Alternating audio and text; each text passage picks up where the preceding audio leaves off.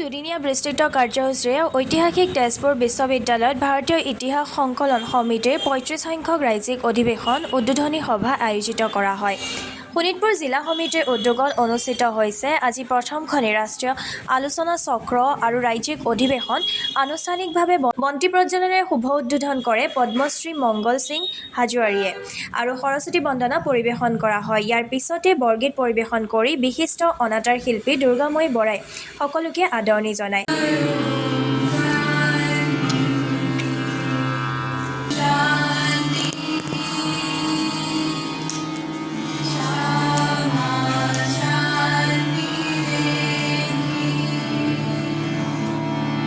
ভাৰতীয় ইতিহাস সংকলন সমিতিৰ অসমৰ সভাপতি ডক্টৰ গজেন্দ্ৰ অধিকাৰীয়ে পৌৰোহিত্য কৰা সভা আৰু আলোচনা চক্ৰত উদ্বোধকৰ আসনৰ পৰা বিশিষ্ট গৱেষক তথা ৰাষ্ট্ৰীয় মহাসচিব হেমন্ত ধিং মজুমদাৰে এক বৌদ্ধিক ভাষণ প্ৰদান কৰে আৰু ভক্তিকাব্যৰ ঐতিহ্য আৰু মহাভাৰতৰ দিনৰ পৰাই আমাৰ যি দীক্ষা দিছে সেয়া আঁকোৱালি ল'বলৈ আহ্বান জনায়। লগতে ৰাষ্ট্ৰীয় মহাসচিব মজুমদাৰে পাঠ্যক্ৰমৰ মাজেৰে আমাৰ নতুন প্ৰজন্মক আমাৰ পাৰম্পৰিক জাতীয় জীৱনৰ বিশাল ঐতিহ্যৰ দীক্ষা দিয়াৰ প্ৰসংগও উদ্বোধনী ভাষণৰ যোগেদি আহ্বান জনায়। আজিৰ আলোচনা চক্ৰৰ এক চমু আভাস তেজপুৰ বিশ্ববিদ্যালয়ৰ অধ্যাপক ডক্টৰ প্ৰমোদ চন্দ্ৰ শৰ্মাই ব্যাখ্যা কৰে আৰু মহাপুৰুষ শংকৰদেৱ মাধৱদেৱে যি শিক্ষা আৰু ভক্তি আন্দোলনৰ বিশদভাৱে বুজনি দি গৈছে সেয়া গ্ৰহণ কৰা আৰু আচাৰ্য কবিৰ শংকৰাচাৰ্য আৰু আদিৰ জীৱনাদৰ্শয়ো ব্যাখ্যা কৰে। আজি আলোচনাৰ নিজ বক্তব্য প্ৰদান কৰি ভাৰতীয় ইতিহাস সংকলন যোজনাৰ ৰাষ্ট্ৰীয় সংগঠক সচিব ডক্টৰ বালমোহন পাণ্ডে আজিৰ এই অনুষ্ঠানত সন্মানীয় অতিথি হিচাপে অসম বিধানসভাৰ অধ্যক্ষ বিশ্বজিৎ দৈমাৰীয়ে অংশগ্ৰহণ কৰি আমাৰ সাংস্কৃতিক আৰু আধ্যাত্মিক ইতিহাসৰ অধ্যয়ন আৰু নতুন প্ৰজন্মই এক আধুনিক গৱেষণাৰ যোগেদি সত্যতাৰ অন্বেষণ কৰিবলৈ আহ্বান জনায়। আজি আলোচনাৰ মূল বিষয়বস্তুৰ ওপৰত ভক্তিকাব্য আৰু আমাৰ চহকী সংস্কৃতি আৰু গৌৰৱোজ্জ্বল ইতিহাসৰ বিশদভাৱে ব্যাখ্যা কৰে তেজপুৰ বিশ্ববিদ্যালয়ৰ জ্যেষ্ঠ অধ্যাপক ডক্টৰ চন্দন শৰ্মা। ডক্টৰ স্বাধীনতা মহন্ত বিছোৱাল এক তথ্য সমৃদ্ধ ভাষণ দি এই উপ-পৰিষদৰ পৰাও আমাৰ জীৱনৰ দীক্ষা গ্ৰহণ কৰা উচিত বুলিও উল্লেখ কৰে। আজি সভা দুখন ইতিহাসৰ এক দলিল স্বৰূপ গ্ৰন্থও উন্মোচন কৰা হয়। আমি ৰামায়ণ মহাভাৰতৰ কথাবিলাক অসমৰ মানুহে আমি কাল্পনিক বুলি ভাবোঁ, নিজৰ নহয় বুলি ভাবোঁ আৰু সেইটো কেতিয়াবা ঘটি যোৱা ঘটনা বুলি ভাবোঁ। কিন্তু আমাৰ ইতিহাসে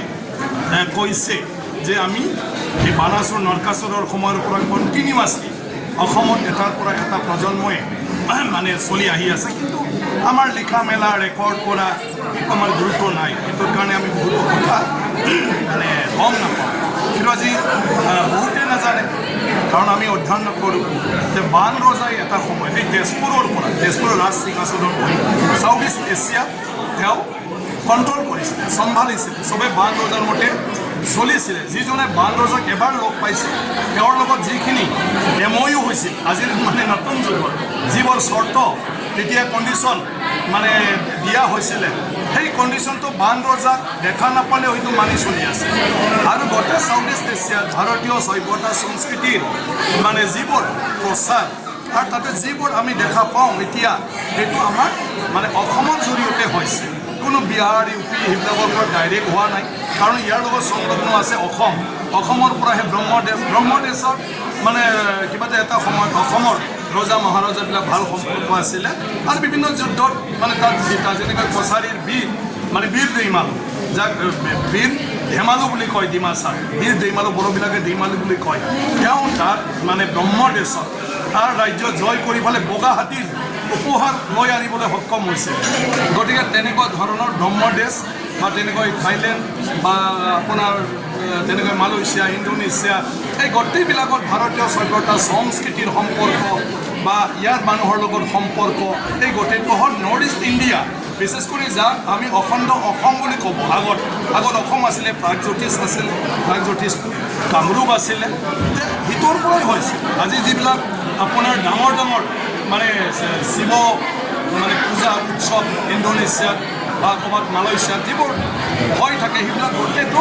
আমাৰ অসম নৰ্থ ইষ্টৰ লগত লিংক। গতিকে আমি সেইবিলাক ইমান কিবা কৰি নাথাকোঁ আৰু সেইকাৰণে অসমৰ মানুহবিলাকে কয়, আমাৰ লোককথাতে আছে যে মালয়েছিয়া ইণ্ডোনেছিয়াৰ মানুহবিলাক আমাৰে মানুহ বুলি আমাৰ এতিয়াও এইটো মানে কথাবিলাক চলি থাকে কিন্তু যিবিলাক হিষ্ট্ৰী লিখে এই মানুহবিলাকক লগ নাপায় অসমৰ মানুহৰ লগত চৰ্চা নহয় গতিকে মহাভাৰতৰ কথা মানে ঘটনাবিলাক যে অসমৰ ৰিয়েল ঘটনা এই বিষয়টোহে বাহিৰৰ বহুত মানুহে নাজানে যিবিলাকে লিখে এনে শুনি ফালে লিখে এতিয়া তেজপুৰৰ আজিৰ যিবিলাক চিন আছে আপোনাৰ মানে কি কয় অগ্নিগড়ৰ আৰু যিটো বান ৰজাৰ ইয়াৰ মানে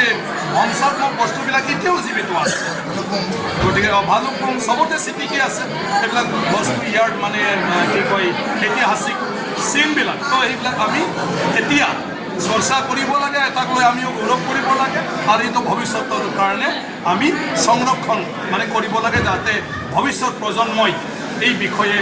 ভৱিষ্যততো অৱগত হয় দেশৰ পৰা আহি ইনভেষ্টৰসকলে ভাগ ল'ব আৰু এটা চবতকৈ ডাঙৰ কথা হ'ল অলৰেডি যিবিলাক মানে আমাৰ ভাৰতত মানে যিবিলাক ৰাষ্ট্ৰদূত আছে সকলোতো আহি চবে পাৰ্টিচিপেট কৰিবই ইণ্ডাষ্ট্ৰিয়েলিষ্টবিলাকো আহিব চৰকাৰৰ প্ৰতিনিধিবিলাকৰ আহিব মই ভাবোঁ এই এডভান্টেজ অসমৰ দ্বাৰা অসমত নতুনকৈ আমাৰ মানে উদ্যোগৰ মানে ক্ষেত্ৰত যথেষ্ট লাভান্বিত আমাৰ কথা হ'ল যে আমি এই অনুষ্ঠানবিলাকৰ দ্বাৰা ছাত্ৰ ছাত্ৰীসকলৰ মাজত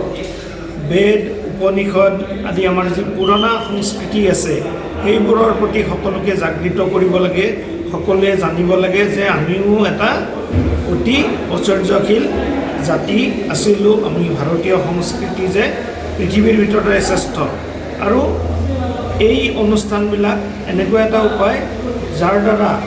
আমাৰ উঠি অহা প্ৰজন্মক আমি অনুপ্ৰাণিত কৰিব পাৰোঁ